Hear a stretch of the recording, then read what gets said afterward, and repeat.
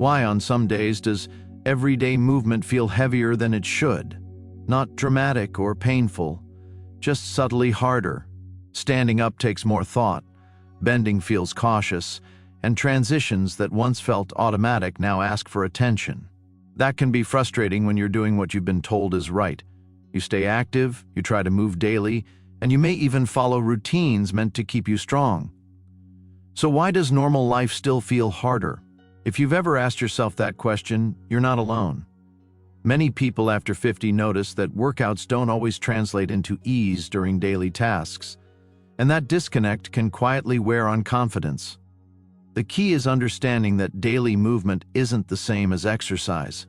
Exercise often focuses on strength, repetition, or endurance. Everyday movement relies more on coordination, timing, and trust in your body. Daily life asks your body to do many small things well: shifting weight, changing direction, bending, reaching, and stabilizing without thinking. These movements depend on how smoothly systems work together. After 50, those systems can fall slightly out of sync. Not because something is broken, but because the body changes how it responds. Mobility becomes less about force and more about communication. You may notice stiffness when you first stand up, or hesitation before stepping down a stair. That pause isn't weakness, it's your body checking in. Joint mobility plays a big role here. Joints send information to the brain about position and safety. When movement becomes limited or cautious, those signals can dull. This doesn't happen overnight. It builds slowly through repeated patterns, sitting too long, moving the same way, or avoiding certain motions altogether. Over time, the body adapts by becoming careful. Careful isn't bad, but it can feel restrictive. Everyday tasks begin to require more effort. There's often a quiet moment when this becomes noticeable, and that many people experience. You go to tie your shoes and realize you're holding your breath. Not because it hurts, but because the movement feels uncertain. That uncertainty matters because the body is always listening to how safe a movement feels. When emotion feels unsure, the nervous system tightens slightly, even if nothing is technically wrong. Over time, those small moments of hesitation can teach the body to brace instead of flow. Addressing uncertainty gently helps the body relearn ease before confidence ever has to be forced. And confidence in movement is just as important as ability. When confidence drops, effort rises. Low-impact mobility focuses on restoring that confidence, not through workouts, but through how you move during the day. It supports the motions you use most often. This kind of mobility isn't about pushing limits. It's about making movement feel cooperative again. The goal is ease, not exertion. And while you may already be moving enough, your body may need movement that reconnects patterns rather than challenges them. That difference changes how daily life feels. Have you noticed that the hardest moments aren't long walks but transitions? Standing up, turning, reaching, or getting started. Those moments reveal where mobility matters most. Daily tasks require smooth coordination. Muscles, joints, balance, and nervous system response all need to work together. When one lags, everything feels harder. The nervous system especially plays a quiet role in this. It decides how safe movement feels. When it's unsure, it slows you down. That's why rushing often makes movement worse. Hurrying through tasks increases hesitation. Slowing down restores control. It's worth pausing here because this is where many people misunderstand what's happening. If movement feels harder, it's easy to assume you need to push harder. But sometimes the body isn't asking for more effort, it's asking for more clarity. Clarity can look like giving yourself an extra second before you move, letting your feet settle, letting your breath settle, letting your attention return to the moment. That tiny reset can feel like a switch flipping back on. And when you begin to trust that reset, frustration often softens. Not because the body suddenly becomes perfect, but because you stop fighting it and instead start working with it again. There's a common experience you more than likely recognize. You stand up too quickly, feel off balance, and pause. That pause isn't failure, it's recalibration. Low-impact mobility encourages those recalibrations. It gives the body time to adjust without stress. Over time, those moments become smoother. Ask yourself this: how often does your day ask you to move quickly instead of comfortably? Noticing that difference can change how you approach movement. When you notice that contrast, you begin to give yourself permission to slow down without guilt. Movement becomes less about keeping up and more about staying connected to how your body responds. That shift often reduces hesitation, stiffness, and strain before they have a chance to build. Over time, choosing comfort over speed helps movement feel steadier, more intentional, and easier to repeat throughout the day. Circulation also influences daily mobility. Warm, well-circulated joints move more easily. Cold or stiff areas resist motion. This is why gentle movement often feels better than intense effort. It increases blood flow without strain. That flow supports comfort and responsiveness. You may notice this in the morning. Stiffness eases after light movement, not because muscles got stronger, but because circulation improved. Low-impact mobility works the same way throughout the day.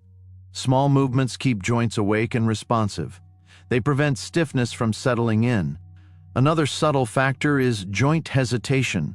When movement feels uncertain, the body hesitates before acting, and that hesitation increases effort. Think of reaching into a cupboard. If the movement feels safe, it's smooth. If not, the body tightens first. That tightening isn't random.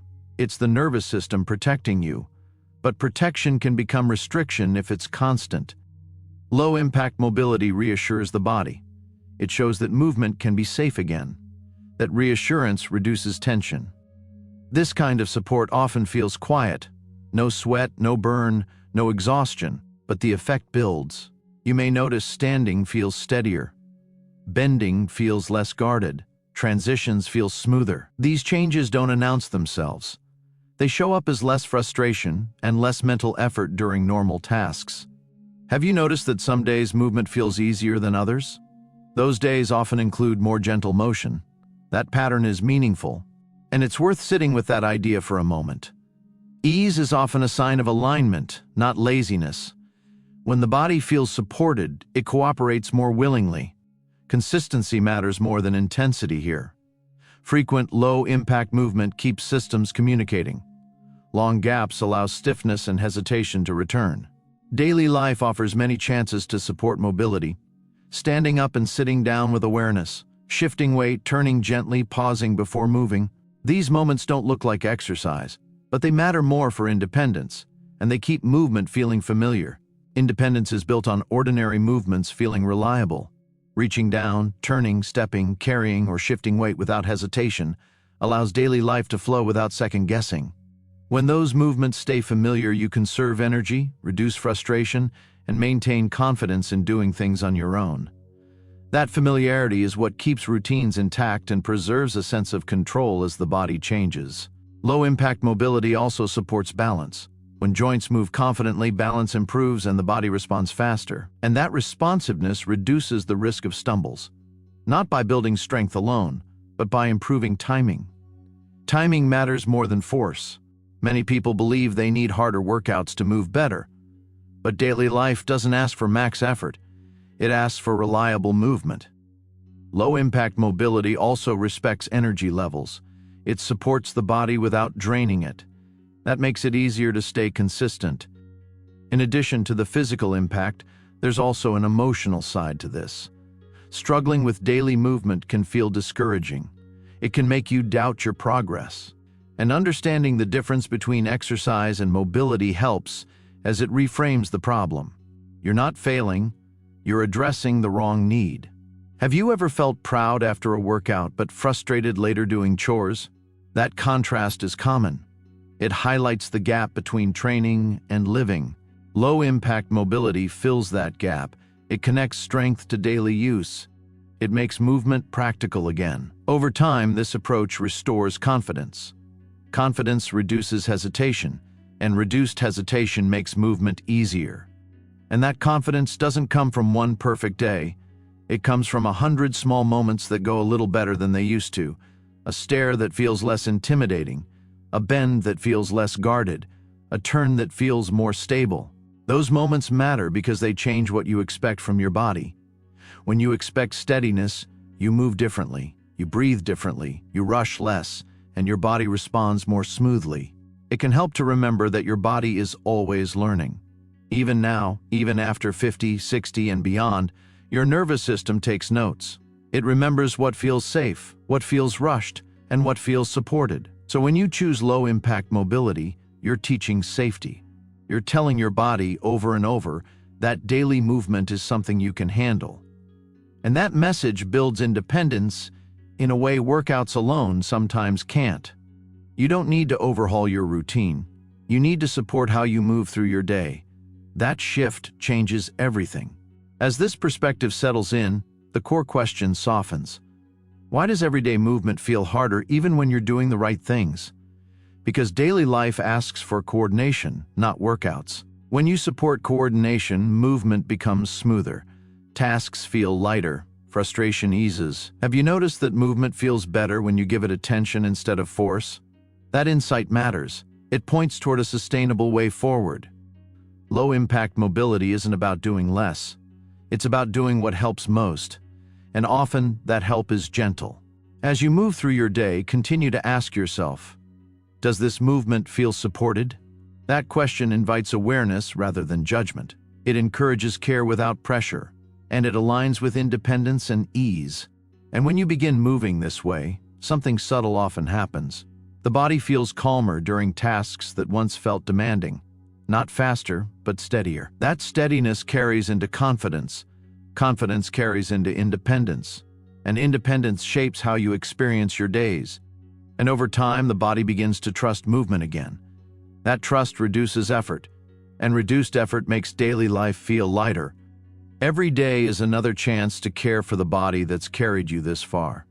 Keep learning, keep moving, keep believing in your own strength. Because aging isn't slowing down, it's leveling up.